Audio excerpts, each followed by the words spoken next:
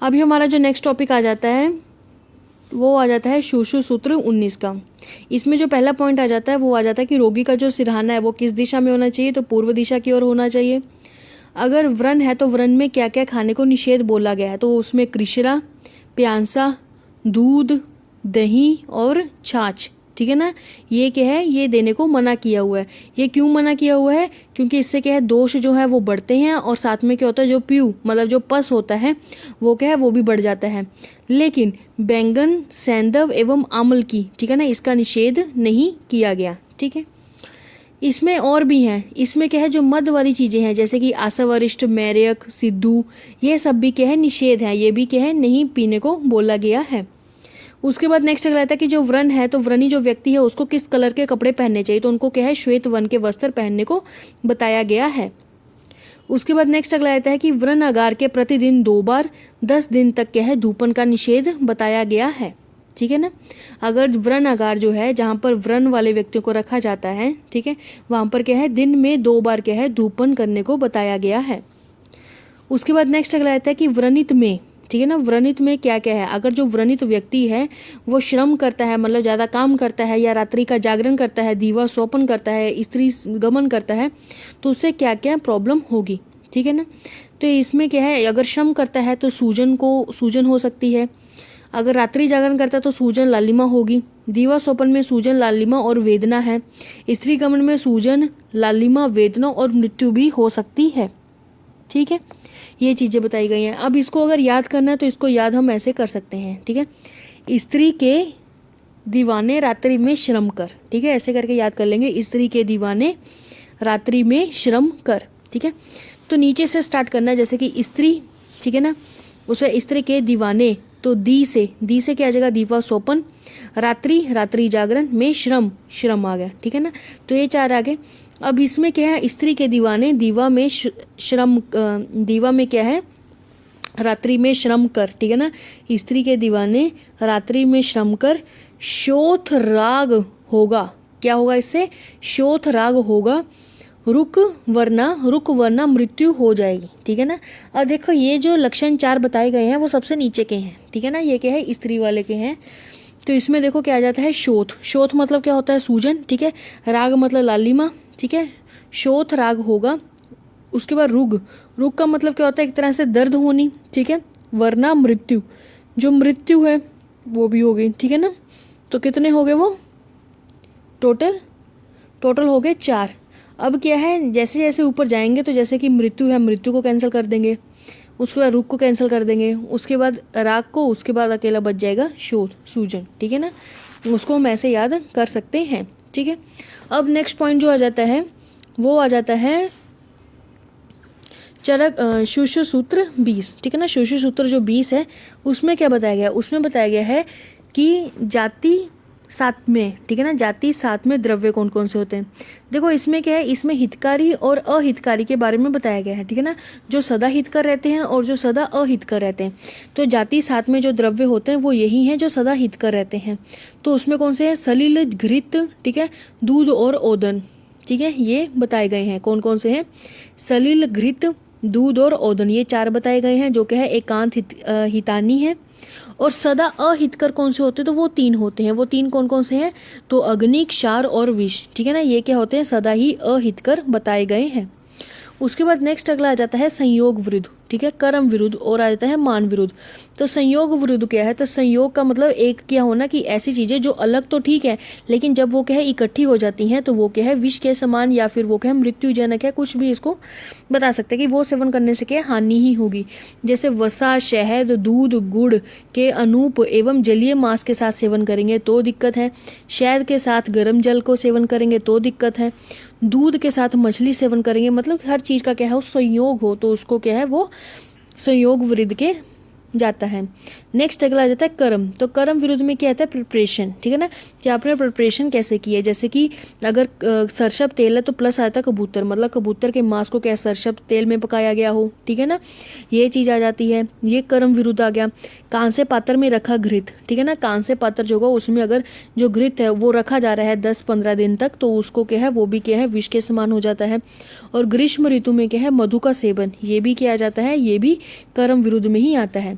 इसको आपको याद रखना हो तो कैसे, देखो 2 एग्जाम्पल इकट्ठे ही हैं। इसमें बोल दिया शहद में गर्म जल, और इसमें क्या बोल दिया कि ग्रीष्म ऋतु में मधु सेवन। ठीक है, तो श्लोका में कैसे वर्ड है, तो संयोग, जो संयोग वाला है शहद में गर्म जल, तो उसमें आएगा कि मधु जो उष्ण ओदक। ठीक है ना, जो वर्ड आएगा वो आएगा ओदक। ठीक है ना, उदक, तो उदक अगर वर्ड आ जाएगा तो उससे समझ लेंगे उदक अनुपानम। ठीक है, तो वो इसके साथ है। उसके बाद नेक्स्ट अगला आ जाएगा कर्म विरुद्ध। तो कर्म विरुद्ध में क्या आ जाएगा, तो उसमें आता है कि मधु च उष्णे।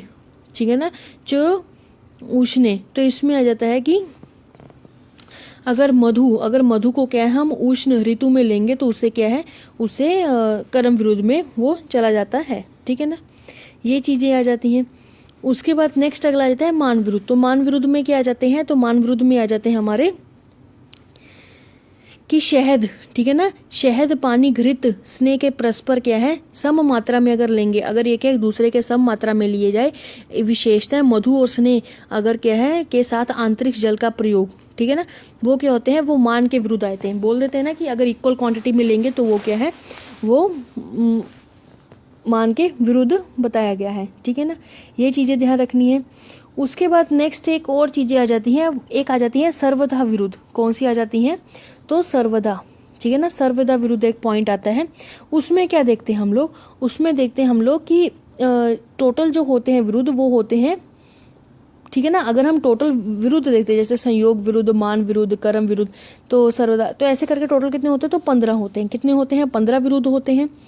एक 15 विरुद्ध जो होते हैं वो किस पर बेसिस होते हैं, तो वो होते हैं रस वीर्य विपाक। ठीक है ना, रस वीर्य विपाक पर ही क्या होते हैं, बेसिक्स होते हैं। उनके जो बेस है तो वो क्या है, रस वीर्य विपाक पे हैं। ठीक है ना, वो कैसे हैं, तो सर्वदा विरुद्ध कौन से होंगे, तो वो वाले विरुद्ध होंगे जो क्या है रस में भी विरुद्ध हो, वीर्य में भी विरुद्ध हो, और विपाक में भी क्या है विरुद्ध हो। ठीक है ना, अगर तो 2 में विरुद्ध है, 1 में नहीं है, तो वो नॉर्मल है। ठीक है ना, उसको हम वीर्य विरुद्ध या विपाक विरुद्ध, रस विरुद्ध ऐसे करके बोल सकते हैं।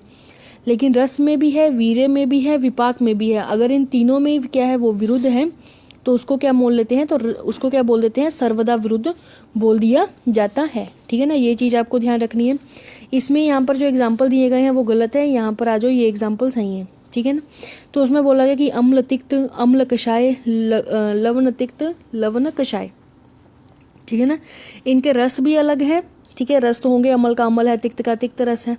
उसके बाद इनका वीर्य उष्ण होता है, उनका क्या होता है, शीत होता है। ठीक है, और विपाक इनका लघु और गुरु। ठीक है ना, तो इस तरह क्या है, इनके विपाक, वीर्य और रस तीनों ही क्या है अलग है, तो इस वजह से क्या इसको सर्वदा विरुद्ध बताया गया है। उसके बाद नेक्स्ट अगला आता है दिशाओं के अनुसार वायु के गुण। तो दिशाओं के अनुसार जो वायु के गुण बताए गए हैं उसमें बोला गया कि जो पूर्व की वायु होगी, ठीक है, जैसे कि 4 दिशाएं होती हैं, पूर्व, ठीक है ना, पूर्व पश्चिम उत्तर दक्षिण। ठीक है, 4 दिशाएं होती हैं, तो चारों दिशाओं के क्या है बताए गए हैं। जैसे पूर्व है तो पूर्व की जो वायु उसको क्या बताया जाता है, गुरु बताया जाता है। ठीक है, ये क्या करती हैं, तो ये विदाह, रक्त पित्त वर्धक, ठीक है ना, शतजा नाम, विष जुष्टा नाम, व्रणी, ठीक है ना, व्रणियों को सदा क्या है, रोग विवर्धनम, और ये क्या करती है, रोगों को बढ़ाती है, रक्त पित्त को भी बढ़ाती है, विदा उत्पन्न करती है, शत उत्पन्न करती है। तो पूर्व की वायु सारी ऐसी ही होती है। ठीक है ना, नेक्स्ट अगला आता है दक्षिणी। ठीक है ना, एक इन्होंने ये भी बोला गया है कि जो पूर्व की वायु होगी तो वो कैसी होगी, तो वो वातला नाम होगी। ठीक है, श्रमा नाम, श्रामांता नाम, कफ शोनिता नाम, प्रशस्तम। ठीक है ना, कफ को क्या है, शोष करने वाली ये क्या है, विशेष रूप से मानी गई है। नेक्स्ट अगला आ जाता है दक्षिणी वायु। तो जो दक्षिणी वायु होगी तो वो कैसी होगी, ठीक है, तो कषाय श्रेष्ठ चक्षुष्यो। ठीक है ना, दक्षिणी वैसे भी जो दक्षिण भारत का जो दक्षिणी भाग है ऐसे करके याद कर लेना कि वो कैसे, वो सुंदर है, जैसे केरला वगैरह जो होते हैं। ठीक है ना, तो इसी तरह से याद कर लेना कि उसके लिए क्या आ जाएगा कि कषाय श्रेष्ठ चक्षुष्यो। ठीक है ना, कि वो आंखों को भी अच्छा लगता है। और क्या आ जाएगा, रक्त पित्त क्या है, प्रशमनो। ठीक है, रक्त पित्त क्या करता है, प्रशमन करता है। पश्चिमी वायु जो होती वो क्या होती है, सद प्राण क्षय कराए। ठीक है, और शोषण, ठीक है ना, शोषण अस्तु शरीरा नाम। ठीक है, और जो उत्तरी वायु होगी वो कैसी होगी, प्राकृति स्थाना नाम। ठीक है ना, प्राकृति स्थानम, क्लेदो बलवर्धनम, शीन शय विष। ठीक है ना, विषता नाम, विशेषण तु पूजितम। ठीक है ना, विशेषेन्तु पूजितम, तो ये वर्ड जो है वो किसके लिए है, मतलब जो उत्तरी है तो वहाँ पर हिमालय होते हैं, ठीक है ना, तो विशेषण पूजितम भी बोला गया है। प्राकृतिक स्थाना लिखा हुआ है, क्लेदो लिखा है, बल को बढ़ाता है। शीन शत अगर जाते हैं तो वहाँ पर क्या हो जाते हैं, एकदम बलवान हो जाते हैं। और यहाँ पर एक कोटेशन भी आती है उत्तरी वायु के लिए, उसमें बोला जाता है कि दोषा नाम क्या है, अप्रकोप कम होती है, ठीक है ना, दोषों को क्या होती है, अप्रकोप करने वाली होती है। भाप प्रकाश जो है ऊपर देखो वहाँ पर क्या लिखा है कि भाप प्रकाश ने क्या है, जो जितनी भी सारी डिजीज़ हैं वो किस में मिलेंगी, तो जो पूर्वी वायु है उसमें क्या है, सारी डिजीज़ मिलेंगी, ठीक है ना। उसके बाद नेक्स्ट आ जाओ, नेक्स्ट में क्या बोला गया है, नेक्स्ट जो हमारा चैप्टर अलग स्टार्ट हो जाता है वो हो जाता है शुश्रु सूत्र 21।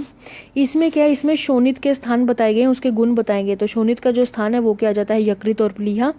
इसमें क्या है, वात पित्त कफ की निरुक्ति भी मिलती है। पूछ लिया जाता है कि वात पित्त कफ की निरुक्ति कहाँ मिलती है, तो वो चरक सूत्र शुश्रु सूत्र 21 में मिलती है। शोणित के गुण जो है वो क्या बताए गए, तो उन्होंने बोला गया कि ना उष्ण ना शीत, गुरु लघु, ठीक है, मधुर और लघु होते हैं, ठीक है। वाग्भट ने क्या रस बताया गया है, तो वाग्भट ने जो रस बताया वो बताया है मधुर, और ईषद लवण भी बताया है, मधुर भी है और ईषद लवण भी है, ठीक है ना, ये चीज़ें हैं। उसके बाद नेक्स्ट पॉइंट है कि ये भी बताया गया है जो प्रसर है, जैसे कि हम संचय, प्रकोप, प्रसर ऐसे करके जो हम षड क्रियाकाल पढ़ते हैं उसमें जो प्रसर है उसके कितने हैं, 15 प्रकार बताए गए हैं। शुश्रु सूत्र जो 22 है उसमें क्या है, तो उसमें बोला गया है कि असाध्य व्रणों के स्राव क्या हैं, तो असाध्य व्रणों के जो स्राव हैं वो यहाँ बताए गए हैं, ठीक है ना। अगर जैसे कि जो व्रण होते हैं, व्रण में से अगर कोई स्राव निकलता है तो अगर वो किस कलर का है तो उससे हमें पता लगाना कि ये साध्य में है या असाध्य में है, ठीक है। उन्होंने बोला कि अगर पक्वाशय में से कैसा है, पुल ओदक सदृश्य स्राव हो, ठीक है। रक्ताशय से कैसा है, क्षारोदक हो। अमाशय और त्रिक से कौन सा हो, क्लायम्बो भी, ठीक है ना, क्लायम्बो भी व्रण, ठीक है ना, मतलब क्या है, मटर के पानी के सदृश्य अगर हो तो उसको समझ लेना चाहिए कि ये जो सारे व्रण है तो वो क्या है, असाध्य बताए गए हैं। नेक्स्ट अगला आता है कि एक तो सुख व्रण, सुख पूर्वक व्रण भरने वाले, कृच्छ रूप से व्रण भरने वाले, और एक आते हैं याप्य व्रण, ठीक है ना। ये व्रणों की क्या है, डिवीजन बताई गई है। इसमें जो सबसे पहले आता है वो आता है सुख भरने वाले। तो सुख भरने वाले जो व्रण होते हैं वो कौन कौन से होते हैं, तो नितंब, गुद, इंद्रियां, ललाट, ठीक है, कपोत, ओष्ठ, ठीक है, पृष्ठ, कर्ण, अंडकोश, उदर, ठीक है, ये चीज़ें हैं। अब यहाँ पर जो वर्ड लिखा गया है वो नितंब लिखा है, लेकिन जो श्लोक है उसमें नितंब वर्ड नहीं है, उसमें आ जाता है स्विग, ठीक है ना, क्या आ जाता है, स्विग। और वैसे भी नितंब और स्विग एक ही वर्ड होता है, लेकिन क्या है, इन्होंने जहाँ पर इन्होंने दो चीज़ें लिखी हुई हैं, एक नितंब भी लिखा है, एक जगह स्विग भी लिखा है, ठीक है ना। अगर देखो कर्ण आ जाए, कर्ण वर्ड, ठीक है ना, कान को कर्ण बोलते हैं, और स्विग वर्ड आ जाए, ठीक है, तो उसके लिए क्या है, वो सुख रोपणीय है, ठीक है, कौन सा है, सुख रोपणीय है। लेकिन अगर क्या है, श्रोत्र और नितंब आ जाए तो वो कौन सा हो जाता है, दूषी चिकित्सा में बताया गया है, ठीक है, किस में बताया गया है, तो दूषी चिकित्सा में बताया गया है। उसके बाद नेक्स्ट अगला आता है कृच्छ साध्य व्रण। तो कृच्छ साध्य व्रण कौन कौन सा होता है, तो कुष्ठ, ठीक है, विष जुष्टा नाम, शोषिना नाम, ठीक है, मधुमेही व्रणा, ठीक है, कृच्छेन, साध्यंती, जे शाम च अपि व्रणे व्रणा, ठीक है, ये चीज़ें बताई गई हैं। नेक्स्ट अगला जाता है याप्य। तो याप्य में आ जाता है अवपाटिका, निरुद्ध प्रकाश, सन्निरुद्ध गुद, ठीक है, कृमि, प्रमेह, अष्ठिला के व्रण बताए गए हैं, ठीक है। इस तरह नेक्स्ट अगला आता है कि इन्होंने क्या है, प्रमेय और मधुमेह में भी व्रण के अलग अलग बताए हैं। उन्होंने बोला कि जो प्रमेय है तो प्रमेय के जो व्रण रहेंगे वो कैसे रहेंगे, याप्य रहेंगे, ठीक है, और जो मधुमेह के जो व्रण रहते हैं वो क्या रहते हैं, वो कृच्छ साध्य रहते हैं, ठीक है ना, ये आपको ध्यान रखनी है चीज़। उसके बाद बोला गया कि अंकंतुज व्रणों में क्या है, वसा, मज्जा, मेद और मास्तुलुंग का क्षय होता है, ठीक है ना, किसका क्षय होता है, तो ठीक है ना। अगंतुज जो व्रण है, देखो एक निज व्रण होते हैं, एक अगंतुज व्रण होते हैं। जो अगंतुज व्रण होते हैं उसमें किसका है, तो वसा, मज्जा, मेद और मास्तुलुंग, ठीक है ना, मस्तुलुंग का क्षय होता है। जबकि जो ये व्रण क्या होते हैं, साध्य, ठीक है ना, जबकि ये जो व्रण होते हैं गंतुज तो वो क्या होते हैं, साध्य होते हैं। लेकिन जो निज व्रण होते हैं इसमें क्या है, यही स्राव होने पर ये जो व्रण है वो क्या हो जाते हैं, असाध्य। मीन जो निज व्रण होते हैं उसमें कोई स्राव नहीं होना चाहिए, अगर क्या है वहाँ पर स्राव हो जाता है तो वहाँ पर क्या है, असाध्य बताया गया है। अब अगंतुज में है कि कहीं पर भी एक्सीडेंट हुआ, चोट लगी तो कोई भी धातु क्या है वो निकल सकती है, उसका स्राव हो सकता है, लेकिन निज व्रण में क्या है, ऐसा नहीं होना चाहिए, ठीक है। उसके बाद नेक्स्ट अगला आ जाता है हमारे पास चैप्टर नंबर शुशु सूत्र 23। इसमें क्या है, इसमें व्रणों के लक्षण बताए गए हैं। शुद्ध व्रण के क्या लक्षण हैं, रोहित व्रण के क्या लक्षण हैं, और सम रूढ़ व्रण के क्या लक्षण हैं। ठीक है, तो शुद्ध व्रण के क्या लक्षण है, पहले तो व्रण के क्या लक्षण है, तो इसमें बोला गया है कि जीवा, ठीक है ना, जीवा तलो आभा, मतलब जीवा के तल के समान उसकी आभा जैसी होती वैसा होता है। मृदु स्निग्धम शलक्षणम विघात वेदना, ठीक है ना, कि वेदना इतनी नहीं होती है। ठीक है, सुव्यवस्थितो, ठीक है, निराश्रयश्च इति शुद्ध व्रणा, ठीक है ना, ये चीज़ का ध्यान रखना है। तो कौन कौन से वर्ड आ जाते हैं, तो वो आ जाता है कि जीवातल अभो, ठीक है, मृदु स्निग्धा शलक्षणा विगत वेदना, उसके बाद आता है सुव्यवस्थिको निराश्रय इति शुद्ध व्रणा। श्लोका में एक वर्ड आता है, वो आता है शाम ओष्ठ पीड़िक सम, ठीक है, अगर ये भी आ जाता है तो ये किसमें, देखो जो ये वाला शुद्ध वर्ण लिखा गया ना, ये भी देख लो, जो शुद्ध वर्ण के यहाँ पर श्लोका लिखा गया है तो वो कहाँ का रेफरेंस है, तो वो आ जाता है शुशु चिकित्सा 1 का। लेकिन यहाँ पर जो ये बताया गया है कि जो शुद्ध व्रण है वो 2 जगह मिलता है, शुद्ध व्रण का लक्षण 2 जगह मिलता है, एक तो शुशु चिकित्सा फर्स्ट में जिसका श्लोका ये है, और एक मिलता है शुशु सूत्र 23 में, उसमें कौन सा मिलता है, तो उसमें मिलता है श्याम ओष्ठ पीड़िका सम, ठीक है ना, ये चीज़ें हैं। नेक्स्ट अगला आता है रोहित। तो रोहित का मतलब क्या होता है, रोपण करने वाले, जो रोपण में जा रहा है, ठीक है ना, जो हीलिंग में जा रहा है, तो उसका कैसा रहेगा, तो कपोत वन प्रतितम, ठीक है ना, प्रतिम, ठीक है, यस्य अंतम क्लेद वर्जितम स्थिरा च, ठीक है ना, स्थिरा च पीटिकावंतो, ठीक है, और रोहितम तम आदि दिशेत, ठीक है, ये चीज़ें बताई गई हैं। कौन कौन से आती हैं, कपोत व्रण का होता है, क्लेद नहीं रहता है, स्थिर होता है, पीड़िकाएं जो होती हैं वो अंत में होती हैं। ठीक है, सम्यक रूढ़ जो व्रण होते हैं वो कौन कौन से होते हैं, तो रूढ़, ठीक है ना, वर्तमान, रूढ़ वर्तमान, अग्रंथि, अशून्यम, अरुजम व्रणा, ठीक है, जिसमें क्या हो, ग्रंथि ना हो, जिसमें क्या हो, शून्यता ना हो, जिसमें रुजा ना होती हो। ठीक है, त्वक स्वर्ण समतल समगुण विनिश्चते, ठीक है, ये चीजें क्या हैं, बताई गई हैं। उसके बाद नेक्स्ट आ जाओ, नेक्स्ट में क्या बताया गया है, नेक्स्ट जो चैप्टर आ जाता है वो आ जाता है शुशु सूत्र 24। इसमें क्या है, व्याधियों का वर्गीकरण किया गया है। इस चैप्टर का नाम क्या है, तो व्याधि समुद देशीय अध्ययनम, ठीक है, इसमें जो व्याधि बताई गई है तो वो मुख्य रूप से 2 प्रकार की बताई गई है, एक आता है शस्त्र साध्य, एक आ जाता है स्नेह आदि क्रिया साध्य। ठीक है, 2 प्रकार की बताई गई है।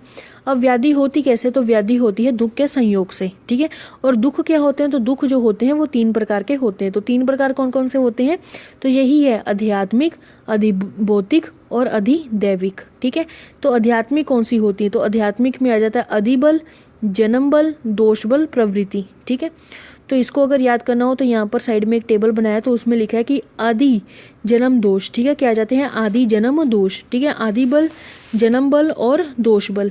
अब आदि बल में क्या आ जाएगा, मात्रज और प्रत्यज, ठीक है ना, इसमें है, और इसमें क्या है कि उन्होंने बोल दिया अर्श और कुष्ठ। ठीक है, जन्म में अगर जैसे कि उन्होंने बोल दिया कि अगर आदि बल अगर कोई दोष उत्पन्न होता है, मीन्स माता और पिता से कुछ ना कुछ कोई आता है, जैसे जिसको हम जेनेटिक बोल देते हैं। ठीक है, क्या बोल देते हैं, जेनेटिक बोल देते हैं। तो जेनेटिक डिसऑर्डर्स होते हैं, तो उसमें एक अर्श में नाम लिया गया, एक कुष्ठ का नाम लिया गया है। ठीक है ना, उसके बाद नेक्स्ट अगला आता है जन्म बल। तो जन्म के टाइम पर अगर रसज में और 2 हृदय उपचार में कृत, ठीक है ना, तो जैसे उससे क्या होगा, तो वामन और क्या हो जाएगा, पंगु। ठीक है, अगर दोष बल प्रवृत्त हो तो शरीर और मानसिक दोष। ठीक है, वात पित्त कफ और रज और तम। अधिभौतिक जो होता है, अधिभौतिक नीचे देखो तो क्या लिखा है, संघात करते हैं। ठीक है ना, अधिभौतिक जो है संघात करते हैं, संघात बल प्रवृत्ति। ठीक है, वलयकृत और शस्त्रकृत बताया गया है। अधिदैविक जो होता है वो भी क्या है, 3 होते हैं, तो काल देव संभाव। ठीक है ना, देव काल संभाव। तो देव में कौन कौन से आते हैं, तो शाप से और विद्युत कृत से। ठीक है, शाप और विद्युत कृत आता है। काल से क्या आता है, व्यापन और अव्यापन। ठीक है, व्यापन कौन से होते हैं, विकृति, और अव्यापन कौन से होते हैं, अविकृति बताई गई है। स्वभाव से क्या होते हैं, कालकृत और अकालकृत। ठीक है, जरा और शुदा, इसमें जरा और शुदा ही लिखा, लेकिन जो आचार्य सुश्रुत है उन्होंने कितने बताए हैं, तो 5 बताए हैं। जो आचार्य चरक है तो उन्होंने कितने बताए हैं, तो उन्होंने 2 बताए हैं। कितने बताए हैं, तो 2 बताए हैं, ठीक है ना। 2 में कौन कौन से आते हैं, जरा और मृत्यु आ जाता है। और जो 5 बताए गए हैं उसमें क्या है, इनमें और जैसे मृत्यु हो गया पिपांसा, ठीक है ना, क्षुधा, पिपांसा, निद्रा, जरा, मृत्यु, ठीक है। टोटल कितने बताए गए हैं, तो 5 सुश्रुत में बताएगी, इसमें ऐड कर लेना जो नाम बताए गए हैं। उसके बाद नेक्स्ट अगला आता है धातु प्रदोषज विकार, ठीक है ना, धातु प्रदोषज विकार। तो धातुओं से कौन कौन से दोष उत्पन्न होने वाले हैं, तो फर्स्ट आ जाता है हमारे पास रसज, ठीक है ना। तो रसज में कौन कौन से होते हैं, तो रसज में आ जाता है कि ज्वर, काशय, पांडु, वली, पालित, ठीक है।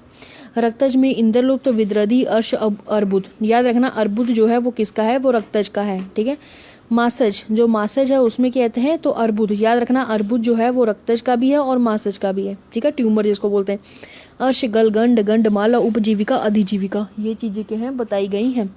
उसके बाद नेक्स्ट अगला आता है मेद। तो मेद प्रदोषज में क्या है, गलगंड, अर्बुद, मधुमेह, शौथैल्य, ठीक है ना, ये बताए गए हैं।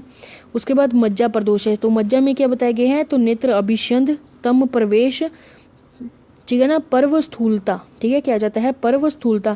तो मज्जा में वैसे भी बोलते हैं कि नेत्रों के साथ कनेक्शन होता है, तो नेत्र आ जाता है, अगर नेत्र में कोई प्रॉब्लम है तो उससे अंधकार आ जाएगा, ठीक है, और पर्व स्थूलता है।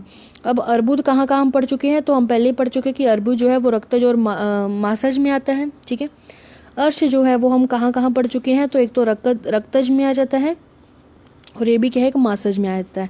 मीन्स अर्बुद और अर्श क्या है, दोनों में सेम है, ठीक है। उसके बाद गलगंड, जो गलगंड है तो वो क्या है, गलगंड एक तो मासज में है और एक मेधज में भी गलगंड बताया गया है, ठीक है। और ये भी याद रखना कि जो अर्बुद है वो कहाँ है, तो वो मेधज में भी आता है, ठीक है।